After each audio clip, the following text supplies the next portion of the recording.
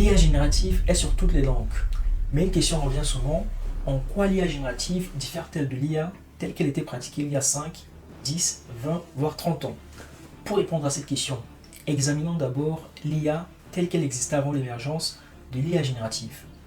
Généralement, le fonctionnement de l'IA traditionnelle se décompose en plusieurs étapes. La première étape que je vais matérialiser de la sorte,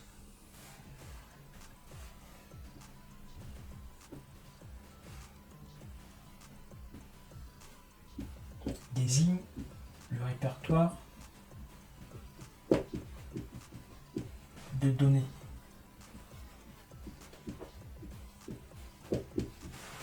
Comme son nom l'indique, le répertoire de données va englober l'ensemble des informations dont dispose une organisation sur elle-même, ses transactions, ses clients.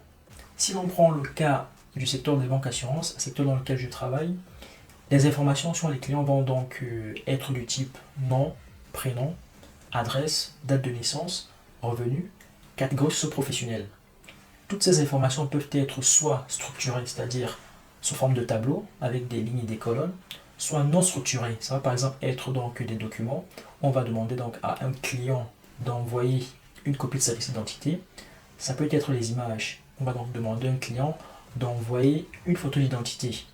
Toutes ces informations constituent donc le répertoire de données, qui est donc la première étape du fonctionnement de l'IA traditionnelle. La seconde étape, on va la matérialiser de la sorte. C'est ce qu'on appelle la plateforme applicative. La plateforme applicative, c'est simplement un logiciel d'analyse de données qu'une organisation va donc utiliser pour étudier les comportements de ses clients, faire la segmentation de ses clients ou alors mener des études prédictives. Et si on revient dans le cas du secteur des banques assurances, une problématique pourrait par exemple être donc de prédire si un client va résilier ou non son contrat. Et ici, on va utiliser donc le répertoire de données pour alimenter la plateforme applicative. On va donc construire un modèle prédictif qui va donc aboutir à la troisième étape. On matérialise donc de la sorte, qui constitue donc la couche applicative.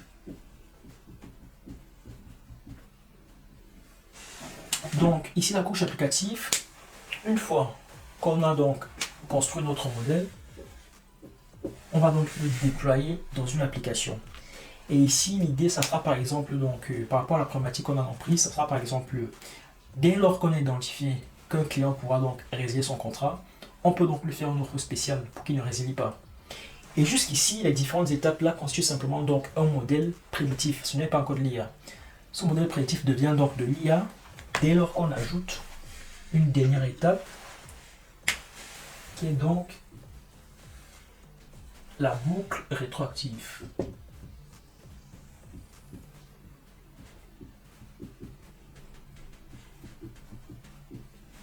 Et ici, la boucle rétroactive va donc permettre d'alimenter notre répertoire de données avec des informations qui ont été mises à jour. C'est-à-dire, on challenge le modèle prédictif avec ce qui se passe dans la réalité.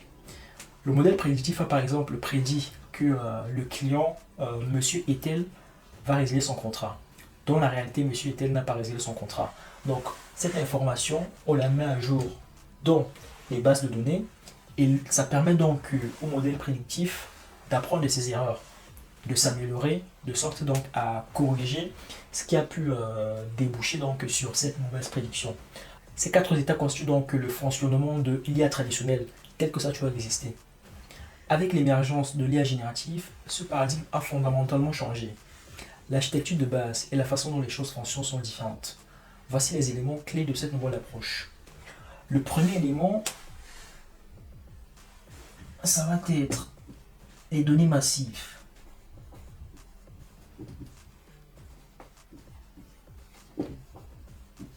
Et externes. Par données massives externes, j'entends donc toute la connaissance disponible sur le web, des millions d'ouvrages, des millions de livres. Là, il s'agit donc d'une connaissance qui n'est donc pas propre à notre organisation. C'est donc une connaissance qui est donc propre à la Terre entière et qui est donc accessible soit via le web, soit via des ouvrages, des livres, etc. Donc, ça va donc être là le premier élément clé. Le second élément clé, ça va donc être ce qu'on appelle LLM.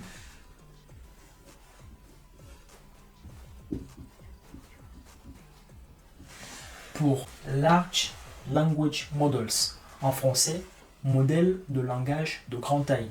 Ce sont donc des modèles, des formules mathématiques, si je peux dire ainsi, pour simplifier, qui sont donc entraînés sur ces données massives externes, qui vont donc permettre de générer du contenu. Ça peut être du contenu textuel, ça peut être des images, de la voix, du code, etc. La particularité de ces modèles-là, c'est qu'ils sont très performants, ils sont gourmands en données, pour être précis, raison pour laquelle ils sont entraînés sur des données vraiment très massives. Ces modèles sont généraux, c'est-à-dire que si on leur pose des questions qui sont donc spécifiques à mon organisation, ils ne pourront pas me répondre.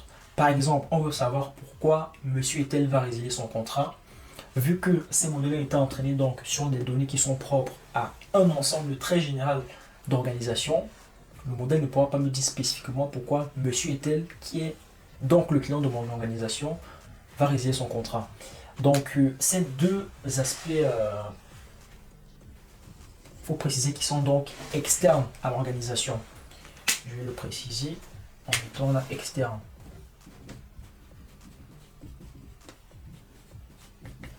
C'est-à-dire que l'organisation n'a pas la main dessus. Les données massives externes, les modèles qui sont entraînés, c'est des modèles qui sont entraînés par des structures telles que OpenAI, Google. Donc mon organisation n'a pas la main dessus. Pour que mon organisation puisse donc exploiter donc, ces modèles, on va donc passer à la troisième étape, qui va donc constituer donc l'étape de prompting et tuning. Concrètement, c'est à cette étape qu'on va donc essayer donc de customiser, de personnaliser les LLM pour qu'ils soient utiles pour notre organisation. Donc concrètement, comment ça va se passer? On va donc par exemple fournir des informations, des documents sur notre organisation, les conditions générales, la réglementation, le règlement intérieur, des données sur nos activités, des données sur nos clients. On va donc fournir ça pour que le modèle puisse donc devenir customisé et répondre donc spécifiquement à nos besoins. Et comme pour l'IA traditionnelle, on a également donc une étape d'application. Là, c'est l'application, couche applicative.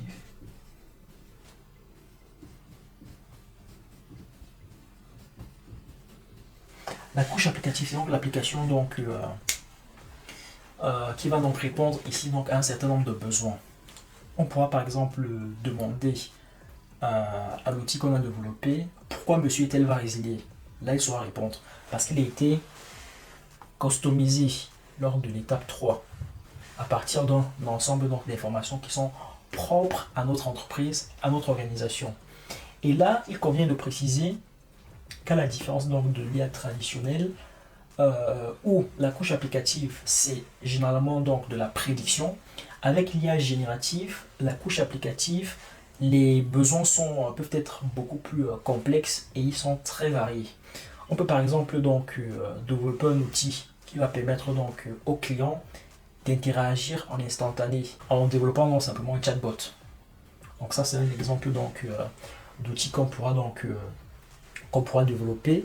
Et il y a donc une dernière étape qui va donc permettre donc à nos outils d'être beaucoup plus performants et d'apprendre de leurs erreurs. Ça va être donc la boucle rétroactive. Et la boucle rétroactive va donc interagir simplement entre la couche applicative et l'étape de prompting tuning, à la différence de l'IA traditionnelle où l'interaction se fait entre la couche applicative et le répertoire de données. Ici, notre organisation n'a pas accès vraiment aux données massives. c'est d'autres organisations qui gèrent ça. Donc là, notre boucle rétroactive sera donc à ce niveau. Donc je vais simplement mettre la rétro, comme il n'y a pas assez d'espace. Donc c'est donc à ce niveau qu'on pourra donc améliorer nos résultats